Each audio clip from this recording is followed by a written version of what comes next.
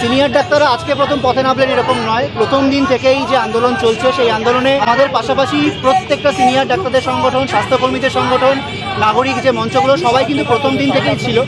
আজকে যে কর্মসূচি তারা নিয়েছেন সিনিয়র ডাক্তার এবং অভয়া মঞ্চ, আজকে আমরা ওয়েস্ট বেঙ্গল জুনিয়র ডাক্তার ফ্রন্টের পক্ষ থেকে সেই সংহতিতে আজকে সেই অবস্থানে এসেছি এবং তারা যে ন্যায্য দাবিগুলো করছেন সেগুলো আমাদেরও দাবি। 90 দিন পেরিয়ে যাওয়ার পরেও তথ্য প্রমাণ লোপাট হয়ে গেল, তার মতো একটা গুরুতর অভিযোগের জন্য এই যে সন্দীপ ঘোষ, টালা থানার ওসি অভিজিৎ মণ্ডল তাদেরকে গ্রেপ্তার করলো তারা, তবু তারা কোনো চার্জশিট দিতে পারলো না। এটা কি নেহাতি অকর্মণ্যতা, নাকি ওপরে ওপরে কোনো প্রভাবশালী সেটিং তত্ত্বের কথা সামনে আসছে, নিজেদের মধ্যে কোনো আন্ডারস্ট্যান্ডিং হচ্ছে? যদি সাপ্লিমেন্টারি চার্জশিট তারা না দিতে পারে তাহলে কেন গ্রেপ্তার করেছিল? যদি গ্রেপ্তার করেছিল তাহলে অবিলম্বে সাপ্লিমেন্টারি চার্জশিট চাই।